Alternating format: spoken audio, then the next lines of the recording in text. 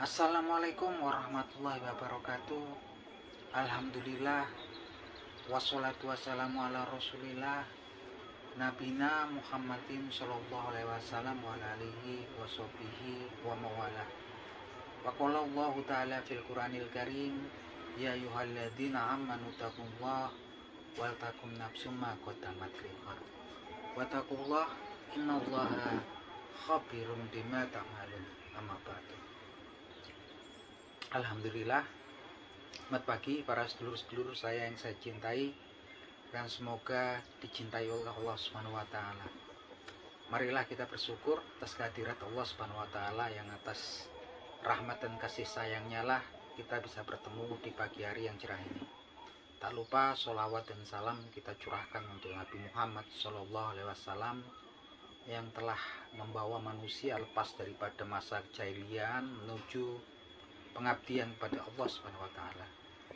Oke para sedulur, seperti biasa di pagi hari ini saya pengen ngajak para sedulur-sedulur saya ngobrol-ngobrol santai seputaran hal-hal yang bersifat religius.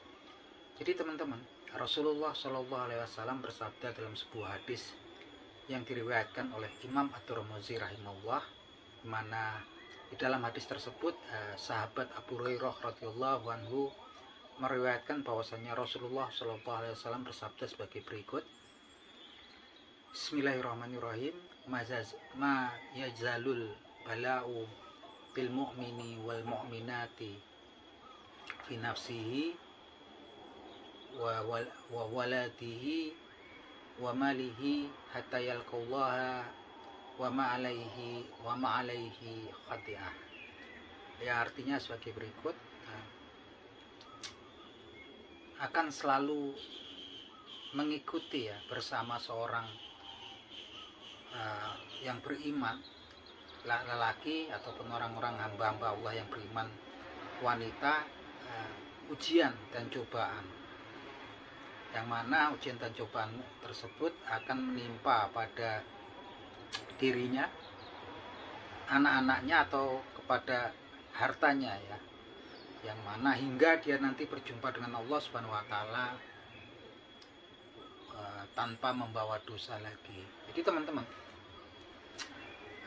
kalau kita lihat daripada konstruksi hadis ini sangat jelas sekali bahwasanya ketika seseorang itu berusaha untuk menjadi seorang yang beriman, baik itu seorang pria ataupun wanita, diberitakan bahwasanya dalam usahanya untuk menjadi seorang hamba yang beriman, dia akan selalu diikuti atau akan bersama dengan hamba tersebut ujian dan cobaan yang akan menimpa dirinya, anak-anaknya, dan juga harta bendanya.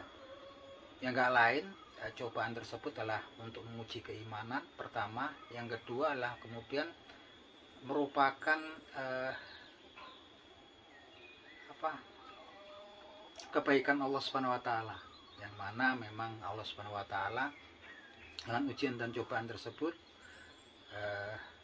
menginginkan ya hamba tersebut nanti kelak berjumpa dengan Allah Subhanahu wa taala dalam kondisi tanpa dosa, teman-teman. Jadi segala ujian dan cobaan yang kita alami ya teman-teman dalam masa perjalanan hidup kita di dunia ini, kita harus yakini bahwasanya memang ketika kita berusaha menjadi seorang beriman, tentunya kita akan memang sebelum di masa-masa silam pastinya sebagai manusia kita memiliki dosa dan kesalahan. Dari dosa dan kesalahan ini biasanya ditimpakan musibah, terus hukuman yang memang untuk seorang hamba yang dikehendaki kebaikan oleh Allah Subhanahu wa taala, hukumannya biasanya disegerakan di dunia. Jadi jangan pernah mengeluh, jangan pernah kemudian berburuk sangka ya pada Allah Subhanahu wa taala ketika kita berusaha menjadi seorang hamba yang beriman, tapi kok sepertinya kita malah sering mendapat kesulitan, sering mendapat musibah atau pencobaan hidup gitu kan, mendapat ujian hidup gitu kan. Itu memang sudah resiko ya, memang diberitakan akan selalu menimpa, mengikuti seorang hamba yang beriman, laki-laki atau perempuan, ujian dan cobaan, yang mana itu merupakan kehendak kebaikan Allah Subhanahu wa taala kepada seorang hambanya. Jadi ketika Allah ini berkehendak kebaikan pada seorang hamba, ditimpakan ujian dan cobaan. Ketika hamba tersebut ridho, maka Allah Subhanahu wa taala akan ridho kepadanya, dan ketika hamba tersebut nggak suka atau nggak ridho, Allah Subhanahu wa taala akan murka kepada hamba tersebut. Dan nggak lain dan nggak bukan, ternyata ini adalah kehendak Allah Subhanahu wa taala hingga hamba tersebut bertemu dengan Allah Subhanahu wa taala dengan kondisi tanpa dosa. Dan kalau kita ngobrol tentang hadis tadi yang diriwayatkan oleh Imam At-Tirmidzi rahimahullah, di Al-Qur'anul Karim pun memang difirmankan oleh Allah Subhanahu wa taala tentang kondisi-kondisi seseorang yang beriman gitu kan, yang akan memang selalu mendapatkan ujian dan cobaan. Di dalam Al-Qur'anul Karim, tepatnya di surat Al-Ankabut, Allah Subhanahu wa taala berfirman sebagai berikut. Bismillahirrahmanirrahim. Ahasiban nasu ayutraku ayaqulu amana wa hum la yuftanun. Yang artinya sebagai berikut, apakah para manusia itu mengira bahwasanya mereka akan dibiarkan saja dan nggak diuji ketika mereka menyatakan diri mereka beriman.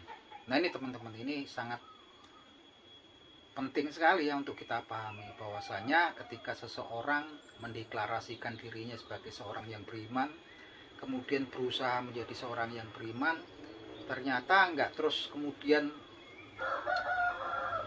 dibiarkan gitu aja gitu kan. Di sini diberitakan ketika seorang mendeklarasikan dirinya sebagai seorang yang beriman, maka Allah Subhanahu wa taala akan menurunkan ujian gitu kan. Wahum la yuftanun, apakah mereka kemudian nggak diuji. Ini yang memang kita lihat dalam sejarah para orang-orang, para sahabat di sekitar Nabi Muhammad SAW yang memang kemudian diuji ya dengan hal-hal yang tidak mengenakan ketika mereka menjadi pengikut ataupun orang-orang yang memang pengikutnya Nabi Muhammad SAW. Mereka berjuang dengan jiwa dan harta benda mereka itu. Kita mungkin bisa mereview lagi gitu kan, betapa banyak sahabat yang kemudian memang mempertaruhkan jiwa mereka gitu kan, harta benda mereka gitu kan, demi menegakkan agama Islam teman-teman. Nah teman-teman, ujian-ujian ini memang sudah disebutkan ya di Al-Quranul Karim, dan ada juga salah satu ayat di Al-Quranul Karim yaitu surat Al-Baqarah ayat 155 yang bunyinya sebagai berikut. Bismillahirrahmanirrahim. Wala nabluwanakum bisai'im minal khauf wal ju' wa naqsi minal amwali wa anfusi wa samarati wa basyari sabirin. Yang artinya sebagai berikut. Sungguh aku akan menguji kalian dengan sedikit rasa takut, kemudian rasa lapar, gitu kan, wanaksi dan berkurangnya amwali harta benda kalian, gitu kan,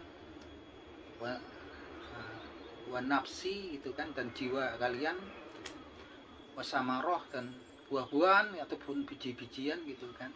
Dan berilah kabar gembira kepada hamba-hambaku yang sabar. Nah ini teman-teman, ini sangat jelas sekali pernyataan firman Allah Subhanahu wa taala di surat Al-Baqarah di ayat 155 ini, bahwasanya Allah Subhanahu wa taala akan memberikan cobaan ataupun ujian itu kan kepada hamba-hambanya yang beriman itu kan, dengan sedikit rasa takut, kemudian rasa lapar itu kan, dan berkurangnya harta benda mereka, dan juga jiwa gitu kan, serta biji-bijian atau buah-buahan, dan berilah kabar bagi hamba-hambaku yang sabar. Kalau kita lihat saat ini ya teman-teman, kita bisa lihat bahwasanya saudara-saudara kita di Palestina ya sedang mengalami ujiannya sangat berat daripada Allah Subhanahu wa taala gitu kan. Yang enggak lain dan enggak bukan, ketika seorang yang beriman memang kemudian untuk mengujinya dicoba sama Allah Subhanahu wa taala, enggak lain dan enggak bukan karena rasa kasih sayang Allah Subhanahu wa taala. Ketika Allah Subhanahu wa taala menginginkan ketika dia berjumpa dengan hamba-hambanya tersebut nanti di akhirat nanti tanpa membawa dosa. Jadi ini semacam untuk pembersihan dosa gitu kan. Ini suatu keilmuan yang sebetulnya juga nggak sebagian besar dari kita mengerti gitu kan, karena kita memandang kayak ujian cobaan gitu merupakan sebuah penderitaan, sebuah aib, sebuah seperti azab gitu kan. Tidak teman-teman, ketika itu menimpa seorang yang beriman itu nggak lain dan nggak bukan Allah Subhanahu wa taala ingin menguji keimanannya gitu kan, sampai seberapa besar kadar kecintaannya, ketakwaan mereka kepada Allah Subhanahu wa taala. Oleh karena itu teman-teman, kalau kemudian di saat ini kita yang tinggal di Indonesia ini mengalami kesulitan hidup, karena memang saat ini memang krisis ini global ya teman-teman, jangan pernah kemudian karena PHK, karena usahanya bangkrut, kemudian harus mencari pekerjaan susah, jangan pernah kemudian kita lemah keimanan kita ataupun berburuk sangka pada Allah Subhanahu wa taala. Karena semua ketika kita mendeklarasikan bahwasanya diri kita sebagai seorang yang beriman, bersiap-siaplah, karena memang kemudian pastinya kita akan mendapatkan ujian atau cobaan yang nggak lain dan nggak bukan. Ujian dan cobaan itu hanyalah untuk kemudian membersihkan dosa-dosa dan kesalahan kita yang telah kita buat di masa-masa yang lampau. Kemudian Allah Subhanahu wa taala berkehendak kebaikan. Ketika Allah Subhanahu wa taala berkehendak, dia berjumpa dengan kita dengan kondisi tanpa dosa lagi. Oke teman-teman, semoga bermanfaat. Akhir kata, wabillahi taufik wal hidayah. Wassalamualaikum warahmatullahi wabarakatuh.